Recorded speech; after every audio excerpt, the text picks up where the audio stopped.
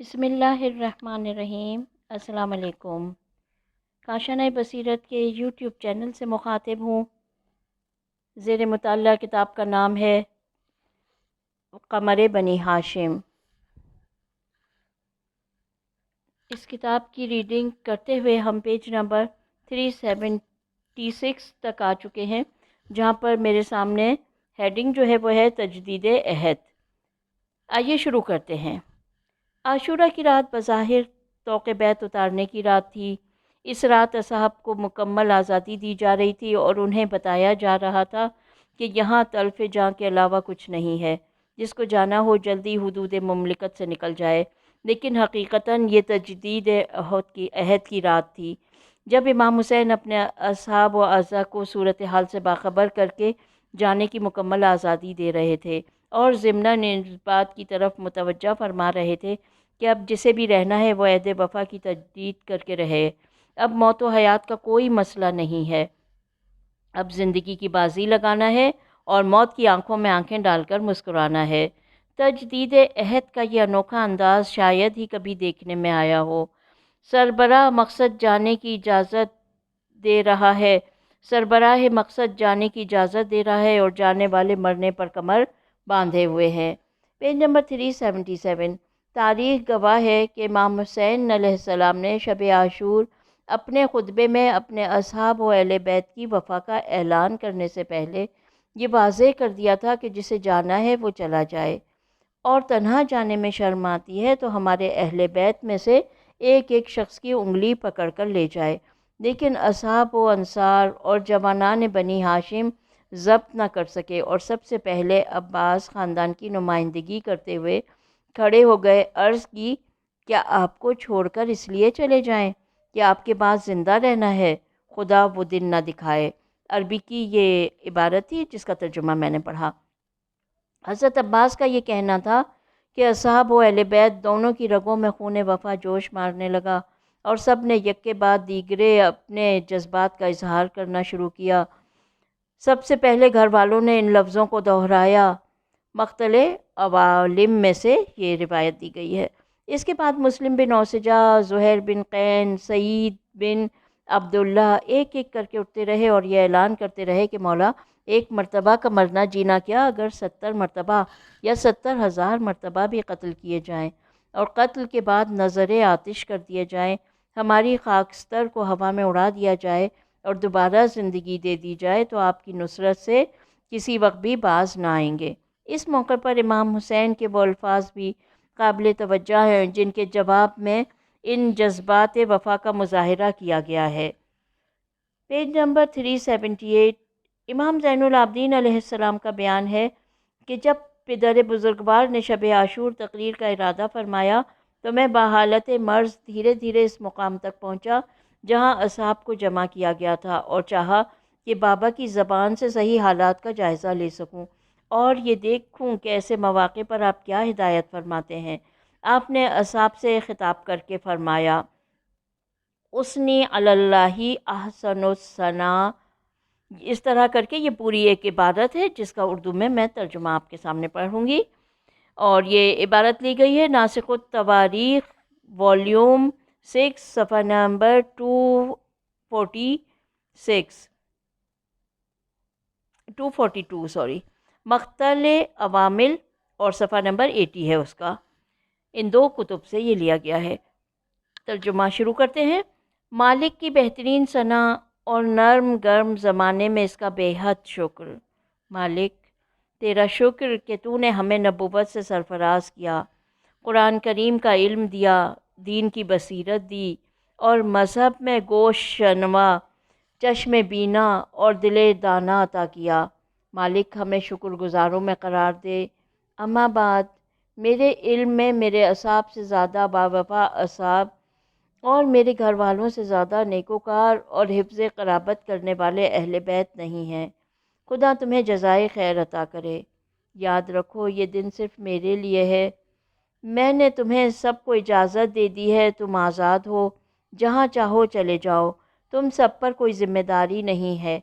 ये रात भी छा चुकी है, इसे ज़रिए करार देकर इसकी तारीकी में जहाँ चाहो चले जाओ। یہ قوم صرف مجھے چاہتی ہے اور مجھے پا لینے کے بعد پھر کسی کی طرف متوجہ نہ ہوگی۔ Page number 379۔ دنیا کے دوسرے سربراہوں کی تاریخ میں ایسے واقعات تو مل سکتے ہیں جہاں انہوں نے مشکلات و مصائب کے ہجوم میں قوم سے بیعت اٹھا لی ہو اور انہیں آزاد کر دیا ہو، لیکن ان کی تقریروں کا لہجہ ہمیشہ جذباتی اور نفسیاتی ہوا کرتا ہے تاکہ سربراہوں کا فرض ادا ہو جائے اور لشکر متفرق بھی نہ ہو۔ امام حسین کے اس خطبے کا سب سے بڑا امتیاز یہ ہے کہ آپ نے اس میں کسی بھی جذباتیت کا مظاہرہ نہیں فرمایا، نہ اپنی بے بسی کا اظہار کیا اور نہ اپنے سپاہیوں کے جذبات کو ابھارا۔ صاف صاف لفظوں میں صورتحال کو واضح کر کے ان کی ذمہ داری کو ختم کر دیا۔ اب وہ جہاں چاہے جا سکتے ہیں، لیکن اس کے بعد بھی اصحاب کا رد عمل حد درجہ جذباتی تھا۔ ان کے بیانات کا انداز حساسیت سے بھرا ہوا تھا۔ Page number 380۔ ایسا معلوم ہوتا تھا کہ عرفان امام نے ان کے نفوس کو مخصوص جذبات کے سانچے میں ڈھال دیا ہے اور یہ امام کے بعد زندگی کو زندگی ہی نہیں سمجھتے ہیں۔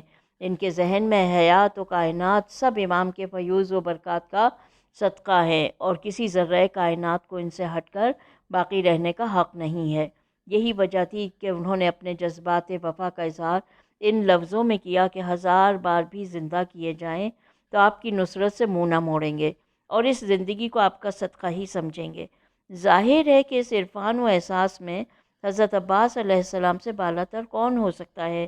آپ کا دل معرفت امام سے سرشار اور آپ کا مقصد وجود قربانی کی دعوت تھا۔ آپ نے سب سے پہلے اپنے احساسات کا اعلان کیا اور ایسے لہجے میں کیا کہ اس کے بعد اصحاب و اہل بیت میں کوئی خاموش نہ بیٹھ سکا۔ ہر شخص نے حسب امکان اپنی وفا کا اظہار کرنا شروع کر دیا۔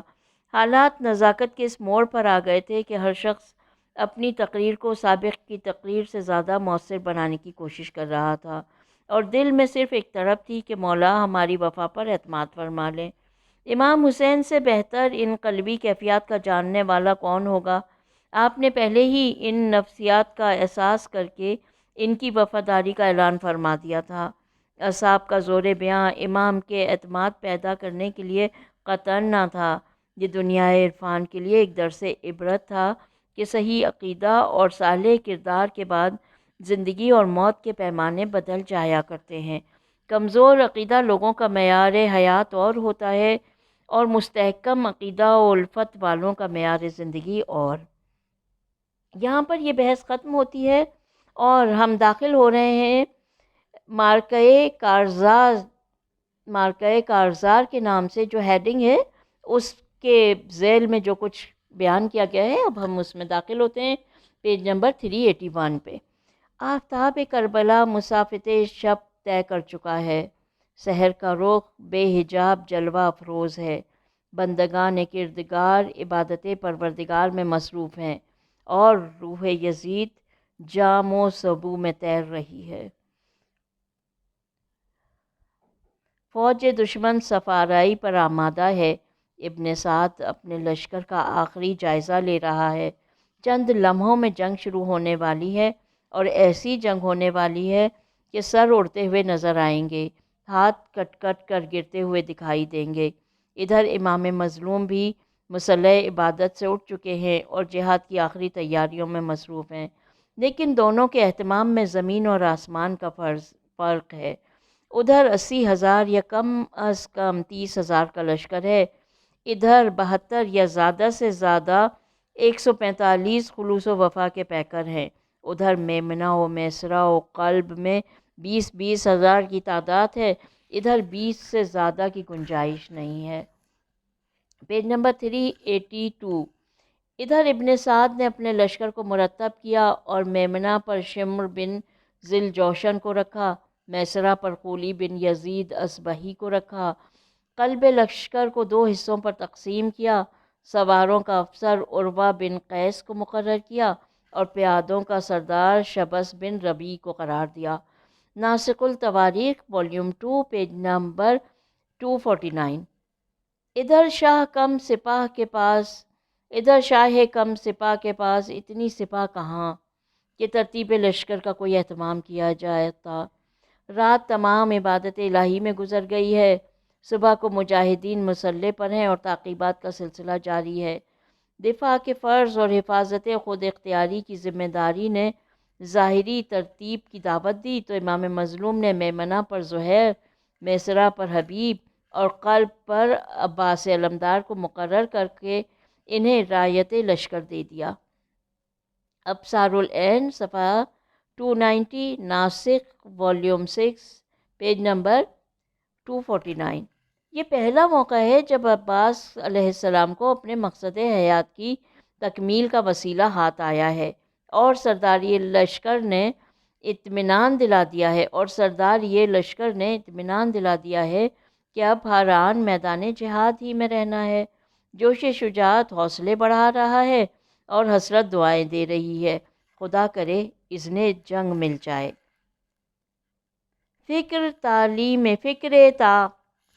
فکر تکمیل شہادت میں ہے شاہ کربلا، دل لرزتا ہے کہ تیرا نام بھی محضر میں ہے۔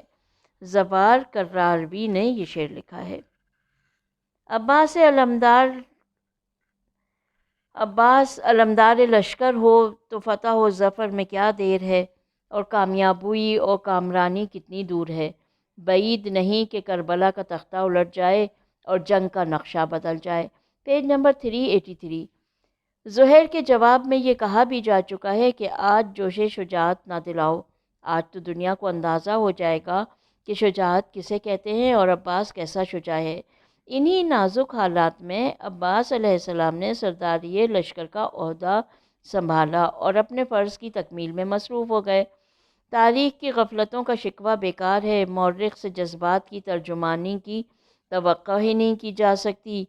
فوج دشمن کا محاصرہ، قیام حسینی اور قیام کے اندر مجاہدین، پھر مجاہدین کے سینوں میں دل اور دل کے اندر چھپے ہوئے جذبات کو کیا بیان کرے گا۔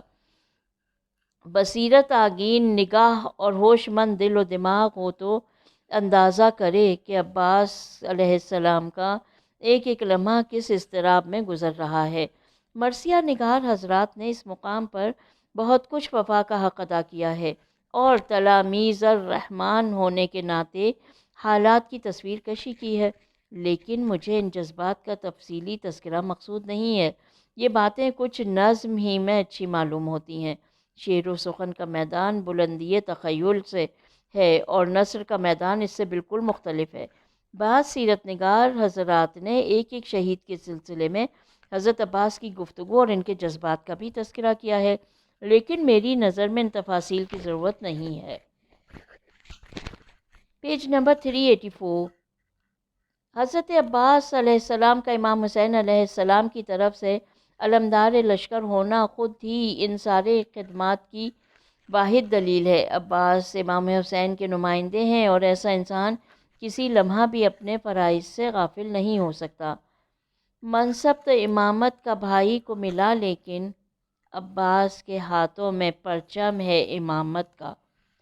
زوار کراروی کا شعر۔ تاریخ بیان کرے یا نہ کرے، مقاتل میں ذکر ہو یا نہ ہو، ذمہ داری کا اقتضا یہ ہے کہ عباس ہر مجاہد کے ساتھ رہیں، ہر ایک کو رخصت کریں اور ضرورت پڑ جائے تو میدان میں اس کی کمک کے لیے جائیں، گھوڑے سے گرے تو سہارا دیں اور امام حسین میدان میں جائیں تو ان کے ہمراہ رہیں، جس کے جستہ جستہ شواہد تاریخ میں اس انداز سے دستیاب ہو سکتے ہیں۔ نمبر 1، امام حسین کی تقریر پر خیمے میں کہرام برپا ہوا تو حضرت عباس مقدرات کو سمجھانے کے لیے گئے۔ نمبر 2، ہو رائے تو جناب عباس استقبال کے لیے گئے۔ نمبر 3، وہب کی رخصت کا وقت آیا تو امام حسین کے ساتھ حضرت عباس کے دل کا اضطراب بھی بڑھ گیا۔ نمبر 4، عمرو بن خالد سے دادی نے مدد کے لیے بلایا تو حضرت عباس میدان میں کمک کے لیے گئے۔ نمبر 5، دشمنوں نے خیام میں آگ لگانے کا منصوبہ بنایا تو حضرت عباس نے حملہ کر کے اسے ناکام بنا دیا۔ نمبر 6، اون و محمد کی جنگ کا وقت آیا تو حضرت عباس علیہ السلام حوصلہ بڑھانے کے لیے سامنے آ گئے۔ جناب ام کلثوم پریشان ہوئیں تو عباس فدیہ بن گئے۔ سکینہ نے پانی کی شکایت کی تو عباس نے اپنی خدمات پیش کر دی۔ خندق کھودنے کا سوال آیا تو عباس آگے آگے رہے۔ بریر ہمدانی کو گھیر لیا گیا تو عباس نے مدد پہنچائی۔ Page number 385۔ اس کے علاوہ بے شمار شواہد ہیں جن سے اندازہ ہوتا ہے کہ حضرت عباس روز اول ہی سے اپنی خدمات میں مصروف تھے اور کسی آن اہل بیت و اصحاب کی طرف سے غافل نہ تھے۔ سرداری لشکر اور علمداری کے بعد تو یہ ذمہ داریاں اور بھی بڑھ گئی تھیں۔ اب عباس کی خدمات میں کون انسان شک کر سکتا ہے، اور کسے یہ اندازہ نہیں ہے کہ ایسا ذمہ دار انسان اپنے فرائض کو کس حسن و خوبی کے ساتھ ادا کرے گا۔ بعض مؤلفین نے حضرت عباس کی خدمات میں کنواں کھودنے کا ذکر بھی کیا ہے، اور اس طرح سے ذکر کیا ہے گویا یہ سلسلہ روز عاشور تک جاری رہا اور کنویں برابر کھودے جاتے رہے۔ بلکہ بعض حضرات نے تو اور بھی ترقی کی ہے اور پانی کے برآمد ہو جانے کے بعد جناب سکینہ کے کوزہ لے کر آنے کا بھی ذکر کیا ہے۔ اگرچہ یہ پانی کام نہ آ سکا اور جناب سکینہ تناب خیمہ میں الجھ کر گر پڑی، لیکن یہ سب باتیں بعید از قیاس اور خلاف عقل و منطق ہیں۔ تاریخی اعتبار سے ان بیانات کا جائزہ لیا جا چکا ہے اور منطقی اعتبار سے یہ ناممکن ہے کہ فوج محاذ پر جنگ لڑ رہی ہو، گھمسان کا رن پڑ رہا ہو، چھوٹی سی سپاہ ہزاروں کے لشکر سے سفارہ ہو اور سردار لشکر خیمہ کے اندر کنواں کھودنے میں مصروف ہو۔ اب میرے سامنے ہیڈنگ ہے کشمکش جذبہ و عقل۔ Page number 387۔ معرکہ کارزار کی عکاسی میں ارباب تاریخ و مقاتل نے امام حسین کے مختلف بیانات اور ان کا رد عمل بھی نقل کیا ہے۔ صاحب یناب المعدۃ کا بیان ہے کہ صبح عاشور امام حسین فوج دشمن کے سامنے آئے اور اتمام حجت کے لیے اس انداز سے خطاب فرمایا: بتاؤ تم مجھ سے کیوں جنگ کر رہے ہو؟ میرے خون کے کیوں پیاسے ہو؟ کیا میں نے دین کو بدل دیا ہے؟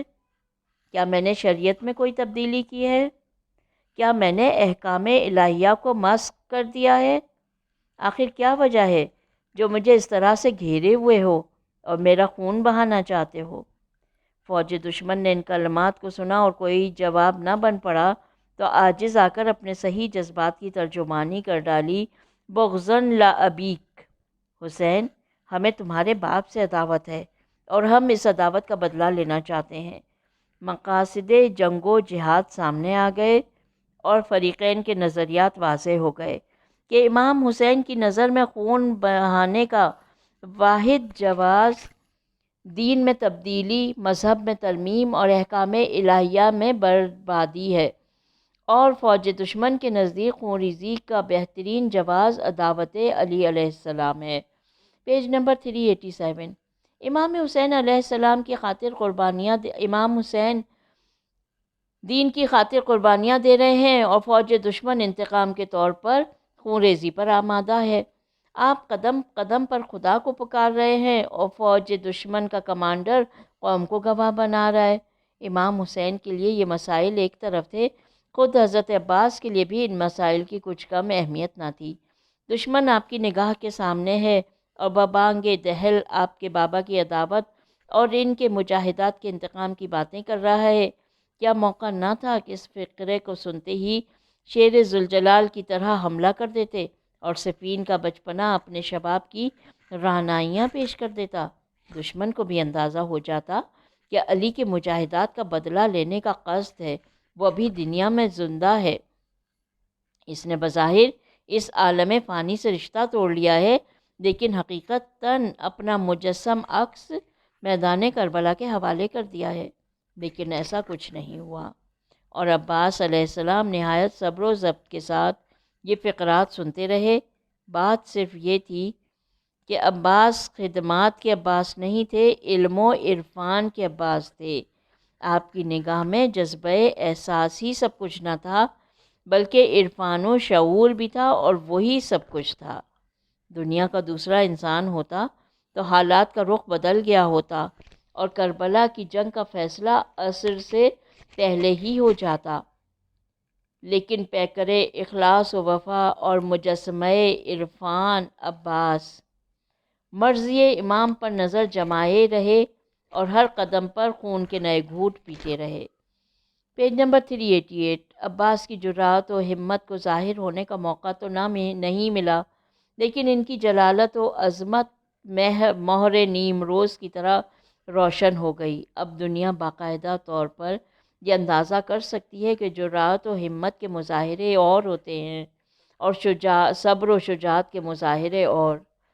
جذبہ و عقل پر غالب آ جائے تو جرأت و ہمت ہے، اور جذبات و احساسات عقل کے سانچے میں ڈھل جائیں تو شجاعت و عرفان ہے۔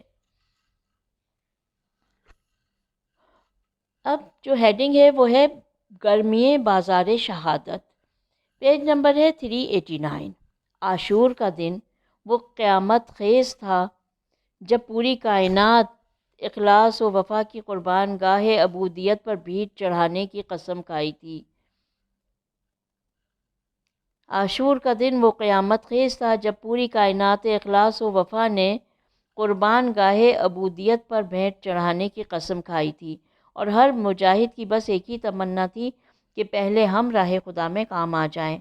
خواتین و مخدرات بھی بے چین تھیں کہ پہلے ہماری گود کا پالا شہید ہو، پہلے ہماری کوکھ اجڑے، پہلے ہمارا سہاگ لٹے، اور پہلے ہمارا باغ تمنا نظر خزاں ہو۔ خانوادہ ہاشم کے جوان تڑپ رہے تھے، اصحاب و انصار سے پہلے ہماری جانیں کام آ جائیں، اور غیروں سے پہلے گھر والے قربان ہو۔ شہادت کی یہ گرم بازاری اس وقت ہوئی جب ابن سعد نے خیام حسینی کی طرف پہلا تیر رہا کیا، اور اس کے زیر اثر 4000 تیر اندازوں نے تیروں کی بوچھاڑ شروع کر دی۔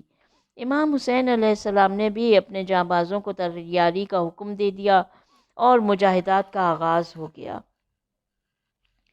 Page number 390۔ حالات اس قدر ہنگامی تھے کہ یہ فیصلہ بھی دشوار ہو گیا کہ کون مجاہد کب میدان میں گیا، کب جہاد کیا اور کب کام آ گیا۔ اتنا ضرور تھا کہ فوج دشمن کے 150 بھی کٹ جاتے تو کوئی پتہ نہ چلتا تھا، اور مجاہدین اسلام میں ایک بھی کام آ جاتا تو لشکر میں نمایاں کمی ہو جاتی تھی۔ اصحاب کے درجہ شہادت پر فائز ہونے کے بعد گھر والوں کی باری آئی۔ اولاد عقیل کے ایک ایک مجاہد نے جان کی بازی لگائی، اور برداتِ فرزند ارجمند امام حسین علی اکبر نے میدان کا رخ کیا اور ہاشمی وقار کو سر بلند کیا۔ تھوڑی دیر گزری تھی کہ حالات کا صحیح جائزہ لینے کے بعد جناب عباس نے یہ فیصلہ کیا کہ اب میرے گھر کی قربانیوں کو پیش ہونا چاہیے۔ مسئلہ صرف یہ تھا کہ پہلے اپنی قربانی پیش کریں یا اپنے بھائیوں کو راہ خدا میں قربان کریں۔ جذباتی فیصلہ تو یہی تھا کہ وفا کے اظہار کے لیے پہلے اپنی جان نذر کریں، لیکن عباس علیہ السلام کسی جذباتی شخصیت کا نام نہیں ہے۔ عباس ایک ذمہ دار لشکر کا نام ہے۔ آپ کے پیش نظر فوجی ذمہ داریاں بھی ہیں اور آل ابو طالب کی عظمت و برتری بھی، جذبہ وفاداری بھی ہے اور قربانی کی معرفت بھی۔ آپ نے طے کیا کہ بھائیوں کی قربانی کے مقدم کرنے میں دوسرے مسالے ہیں۔ ایک طرف ان کی عاقبت کا اہتمام اور ان کی جنت کا انتظام پہلے ہو جائے گا، اور دوسری طرف مجھے ان کے غم میں صبر کر کے مزید اجر و ثواب کا استحقاق ہو جائے گا۔ ایک مجاہد اور سپاہی کے لیے گلا کٹا دینا کوئی کام نہیں، حقیقی بھائیوں کی لاشیں اٹھا کر صبر کرنا بہت بڑا کام ہے، اور فضیلت کے اعتبار سے کام جس قدر دشوار ہوگا اتنا ہی افضل و برتر ہوگا۔ Page number 391۔ حضرت عباس کو یہ اختیار تھا کہ پہلے اپنی قربانی پیش کر کے صرف اجر شہادت حاصل کریں، یا بھائیوں کی شہادت کو مقدم کر کے صبر و ضبط کا بھی اجر لیں اور شہادت کا بھی۔ ایک بزرگ خاندان ہونے کی حیثیت سے یہ سوال بھائیوں کے بارے میں نہیں اٹھایا جا سکتا۔ یہ ذمہ داری حضرت عباس کے سر تھی، ان کے بھائیوں کے سر نہیں تھی۔ جس طرح اصحاب و انصار کی قربانی کا سوال امام حسین سے متعلق ہو سکتا ہے، امام حسین کی قربانی کا سوال اصحاب و انصار سے وابستہ نہیں ہو سکتا۔ مورخین و مؤلفین نے اس مقام پر حسن تعلیل کے دریا بہا دیے۔ مورخین و مؤلفین نے اس مقام پر حسن تعلیل کے دریا بہائے ہیں۔ طبری کا خیال ہے کہ یہ تقدیم میراث حاصل کرنے کے لیے کی گئی تھی۔ حضرت عباس علیہ السلام کے دوسرے بھائی لاولد تھے۔ آپ چاہتے تھے کہ پہلے وہ قربان ہو جائیں تاکہ ان کی میراث بھی مل جائے۔ ابو الفرج نے یہی تعلیل جعفر کی شہادت کے ذیل میں درج کی۔ علامہ برغافی کا خیال ہے کہ یہ تقدیم اس لیے کی گئی کہ کہیں میرے بعد شیطان انہیں گمراہ نہ کر دے اور یہ شرف شہادت سے محروم ہو جائیں۔ اس طرح اہل ابو طالب کی بدنامی ہوگی اور حضرت عباس کے خاندان پر حرف آ جائے گا۔ میرے خیال میں یہ تمام توجیہات دور از کار اور بعید از قیاس ہیں۔ طبری اور ابو الفرج کا خیال تو انتہائی محمل ہے۔ اس کی مساعدت نہ اسلامی قانون کر سکتا ہے اور نہ ہاشمی اخلاص و کردار۔ اسلامی قانون کے اعتبار سے میراث کا نظام طبقاتی ہے اور ہر بڑے طبقے کے ہوتے ہوئے چھوٹے طبقے کو کوئی حصہ میراث میں نہیں ملتا۔ Page number 392۔ طبقات کی ترتیب یہ ہے کہ پہلے طبقے میں والدین اور اولاد ہیں، دوسرے طبقے میں برادران اور اجداد، اور تیسرے طبقے میں اعمام و اخوال، چچا، پھوپھی، ماموں، خالہ وغیرہ۔ پہلے طبقے کے ہوتے ہوئے دوسرا طبقہ وارث نہیں ہوتا اور دوسرے طبقے کے ہوتے ہوئے تیسرا طبقہ وارث نہیں ہو سکتا۔ حضرت عباس اور ان کے برادران کی قرابت قریبہ میں کوئی شبہ نہیں ہے۔ یہ حضرات ماں اور باپ دونوں کی طرف سے اخوت کا مرتبہ رکھتے تھے، لیکن تاریخ کی یہ بھی حقیقت ہے کہ جناب ام البنین واقعہ کربلا کے بعد بقید حیات رہیں۔ قافلہ اہل حرم کی واپسی پر ان کے تاثرات، بقی میں ان کا گریہ و شیون اور اس پر مردان جیسے سنگ دل کا متاثر ہونا چند تاریخی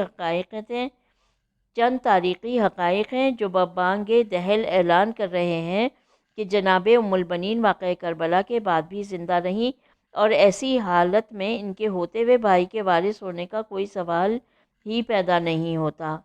حضرت عباس کا کمال تفقہ اور ان کا ماحول زندگی اس بات کی اجازت نہیں دیتا کہ ان کے بارے میں کسی بھی مسئلہ میں شرع سے ناواقفیت و بے خبری کا تصور کیا جائے کا ایسے واضح مسئلے اور جسے اسلامی قانون کا ادنا طالب علم بھی سمجھ سکتا ہے۔ طبری اور ابو الفرج کی یہ داستان حسن تعلیل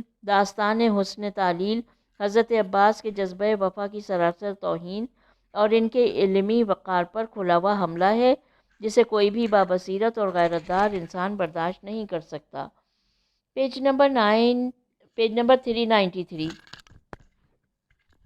اخلاقی اعتبار سے بھی یہ بیان انتہائی رقیق اور ذلیل ہے کہ میدان جنگ گرم ہے، قربانیوں کا سلسلہ جاری ہے، آل ابو طالب کی باری آ چکی ہے، اصحاب و انصار داد شجاعت دے کر موت کی میٹھی نیند سو چکے ہیں، امام حسین کی بے کسی و تنہائی کے لمحات قریب آ گئے ہیں، اور ایسے وقت میں بھائیوں کو قربان کرتے ہوئے کوئی شخص یہ کہے کہ تمہارے مر جانے سے مجھے مال میراث مل جائے گا، یہ تصور ایک بدترین انسان کے بارے میں بھی نہیں کیا جا سکتا۔ کہ جائے کہ حضرت عباس علیہ السلام پیکر وفا، مجسمہ اخلاص، الیاذ باللہ۔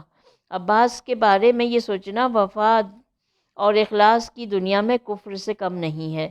ایک وفادار مجاہد کی اس سے بڑی توہین کیا ہو سکتی ہے کہ اس کے بارے میں ایسے تصورات قائم کیے جائیں یا انہیں نوکے قلم سے ظاہر کیا جائے۔ دنیا کا معمولی سے معمولی انسان اور بد سے بدتر مفاد پرست انسان بھی ہوتا تو ایسے مواقع پر یہ الفاظ زبان سے جاری نہ کرتا اور ایسے خیالات کو دل ہی میں رکھتا۔ حضرت عباس بن علی کی منزل تو بہت بلند ہے، ان کے بارے میں تو ایسا تصور بھی قائم نہیں کیا جا سکتا۔ اس داستان بے بنیاد کے محمل و خرافات ہونے پر دو سماجی دلیلیں بھی ہیں۔ اگر حضرت عباس کو یہ یقین ہوتا کہ مجھے کربلا میں شہید نہیں ہونا ہے اور سب کی شہادت کے بعد مکہ یا مدینہ واپس جانا ہے تو اس بارے میں توہم کا ایک احتمال بھی تھا کہ اس طرح ان کے پاس معاشیات کا ایک سہارا ہو جائے گا اور بھائیوں کا مال وراثت کچھ دنوں کام آئے گا، لیکن تاریخ و مذہب کے مسلمات میں ہے کہ مجاہدین کربلا بالخصوص حضرت عباس کو اپنی شہادت کا قطعی یقین تھا۔ پیج نمبر 394، جس کا واضح اشارہ خود لفظ تقدم میں پوشیدہ ہے۔ جو بھائیوں کے بارے میں استعمال کیا گیا ہے، پہلے تم اس کے بعد ہم۔ ایسے حالات میں کسی میراث و ترکے کا تصور کرنا مورخ کی جہالت و نادانی کے علاوہ کچھ نہیں ہے۔ یہ تصور اس کے بارے میں ضرور زیب دیتا ہے جس کے پاس کثیر دولت اور عظیم سرمایہ ہو، تاکہ ورثہ کے بارے میں سوچ سکے۔ یہ اس کے مرنے کے بعد یہ مال ہمیں مل جائے گا۔ حضرت عباس کے برادران تو بظاہر کسی دولت و ثروت کے مالک بھی نہیں تھے، اور اگر کچھ رہا بھی ہوگا تو اس کے کربلا میں ہونے کا کوئی سوال نہیں ہے، اور پھر ہنگامِ عاشور تک باقی رہ جانے کا کوئی امکان نہیں ہے۔ ایسے حالات میں میراث کا تصور کرنا شریعت و اخلاق کے علاوہ گرد و پیش کے حالات سے بھی ناواقفیت کا نتیجہ ہے، جس کا احتمال کسی بھی مرد مسلم کے بارے میں نہیں دیا جا سکتا، یہ جائے کہ حضرت عباس اس مسئلے میں ذاتی وضاحت کے باوجود قدر تفصیل سے کام لیا گیا ہے کہ تاریخ پر ایمان لانے والے حضرات مورخین کے علم و عرفان اور ان کی دیانت و امانت کا باقاعدہ اندازہ کر سکیں، اور یہ معلوم ہو سکے کہ مورخ نے آل محمد کی اہانت و تذلیل کے لیے کوئی گوشہ فردگاش نہیں کیا ہے۔ طبری اور ابوالفرج کی طرح علامہ برقانی وغیرہ کا احتمال بھی قرین قیاس نہیں ہے کہ حضرت عباس کو اپنے بھائیوں کے بہک جانے کا اندیشہ تھا۔ Page number 395۔ اس لیے آپ نے چاہا کہ پہلے یہ لوگ شہید ہو جائیں، اس کے بعد خود میدان جہاد کا رخ کریں، اس لیے کہ اس قسم کے خیالات شہدائے کربلا کے بارے میں انتہائی عجیب و غریب ہیں۔ مجاہدین نے مدینہ سے مکہ اور مکہ سے کربلا تک کی صعوبات سفر برداشت کیے ہوں، کربلا وارد ہونے کے بعد سے مسلسل مصائب کا سامنا کیا ہو، 3 دن سے بھوکے اور پیاسے ہوں، نہم محرم سے نرغہ اعداء میں گھرے ہوئے ہوں، صبح سے مسلسل شہادت کا منظر دیکھ رہے ہوں، اور شب عاشور مکمل اختیار کے باوجود امام حسین کو چھوڑ کر نہ گئے ہوں۔ ان کے بارے میں یہ احتمال دینا کہ حضرت عباس کی شہادت کے فوراً بعد وسوسہ شیطانی کا شکار ہو جائیں گے، ان کا سارا اخلاص حضرت عباس کی نگاہوں کے سامنے کا نتیجہ ہے، یا بھائی کے شہید ہو جانے کے بعد امام حسین کی غربت و بے کسی کسی کا بھی خیال نہ کریں گے، ایک ایسا تصور ہے جس سے کوئی ذی ہوش انسان اتفاق نہیں کر سکتا۔ تاریخ میں ایسے بے شمار مقامات ہیں جہاں مورخین نے اپنے حسن تعلیل کا مظاہرہ کرنا چاہا ہے اور عدم معرفت کے نتیجے میں عظیم غلطی کا شکار ہو گئے ہیں۔ حقیقت صرف یہ ہے کہ کربلا میں شہادت کی بنیاد پہلے تم اس کے بعد ہم پر تھی۔ وہاں زندگی کا کوئی امکان نہ تھا اور حیات کی تمام راہیں بند ہو گئی تھیں۔ شہیدوں کے سامنے صرف ایک مسئلہ تھا کہ پہلے کون، اور پھر باقی رہ جانے والوں کے لیے کسی بھی سکون و اطمینان کا امکان نہیں تھا۔ Page number 396۔ حالات صاف صاف اعلان کر رہے تھے کہ جو جس قدر زندہ رہے گا اسی قدر مصائب و آلام کا شکار ہوگا۔ شہادت میں مصائب دنیا سے نجات اور اجر آخرت کا احتمال تھا، اور زندگی میں مصائب و آلام کا سوال۔ مفاد پرستی اور خود غرضی کا تقاضا یہ تھا کہ پہلے اپنی قربانی دی جائے تاکہ مصائب کم پڑیں اور اجر آخرت بھی جلدی مل جائے، اور ایثار و اخلاص کا مطالبہ تھا کہ دوسروں کو مقدم کیا جائے تاکہ زیادہ سے زیادہ مصائب کا مقابلہ کیا جا سکے اور منزل اجر میں ایثار کا ثواب بھی حاصل کیا جا سکے۔ صبح یہ اہتمام امام حسین علیہ السلام کر رہے تھے کہ اصحاب و انصار کی قربانی کو گھر والوں پر مقدم کر رہے تھے، اور اب یہ اہتمام جناب عباس کر رہے ہیں کہ اپنے بھائیوں کو مقدم کر کے جذبہ ایثار کا اظہار کر رہے ہیں۔ آپ کے الفاظ اس جذبہ ایثار کے مکمل آئینہ دار ہیں، جو کہ الاخبار الطوال سے یہاں پر لیے گئے ہیں، اور اس کا اردو ترجمہ میں پڑھ رہی ہوں۔ میرے شیرو بڑھو تم پر میری جان قربان، اپنے مولا کی حمایت کرو اور جان دے دو۔ بڑھو تاکہ میں اپنی آنکھوں سے خدا اور رسول کے بارے میں تمہارا اخلاص دیکھ لوں۔ بھیا بڑھو تاکہ میں تمہیں خون میں آغشتہ دیکھ کر صبر کر سکوں۔ تمہارے کوئی اولاد نہیں ہے، تمہارا غم مجھی کو اٹھانا ہے۔ Page number 397۔ طبری اور ابوالفرج کے اشتباہ کا ایک سبب یہ بھی ہے کہ روایت میں حضرت جعفر کے لاولد ہونے کا ذکر ہے، ان لوگوں نے خیال کیا کہ یہ تذکرہ میراث کے لیے زیادہ سازگار ہے۔ طبری نے لفظ کو بدلا اور اراکم کی بجائے آرسکم نقل کیا، اور ابو الفرج نے باقاعدہ تفصیل دی کہ حضرت عباس کا مقصد جعفر کی میراث جمع کرنا تھا۔ علماء مخلصین نے دونوں مورخین کی بالکل صحیح گرفت کی ہے اور ان غلطیوں کو بروقت تشت اذبام کیا ہے۔ اس طرح مورخین کے اس اخلاص کا بھی اندازہ ہو گیا اور ان کی علمی خیانتیں بھی منظر پر آ گئیں۔ آقائے بزرگ تہرانی تابجاہ کا خیال بالکل قرین قیاس ہے کہ روایت میں لفظ ارسیکم رہا ہوگا جسے طبری نے آرسکم نقل کر دیا۔ وہاں مرثیہ پڑھنے کا تذکرہ تھا اور یہاں میراث کی فکر لگ گئی۔ یہ اور بات ہے کہ طبری کے بارے میں اتنی خوش فہمی بھی اس کے منصوبوں کی کامیابی کی دلیل ہے، ورنہ یہ مورخ اعظم تو ابن سبا جیسی داستانیں بھی تیار کر سکتا ہے۔ لفظوں کی تبدیلی کا کیا ذکر ہے؟ کتاب کے مقدمے میں اس نکتے کی مکمل وضاحت کی جا چکی ہے۔ یہاں پر ہم آج کی ریڈنگ اپنی ختم کرتے ہیں، اور انشاءاللہ اب جب ہم ریڈ کریں گے تو قربان گاہ وفا کے نام سے جو ہیڈنگ ہے وہاں سے ابتدا کریں گے انشاءاللہ۔ اپنا بہت خیال رکھیں۔ اللہ حافظ۔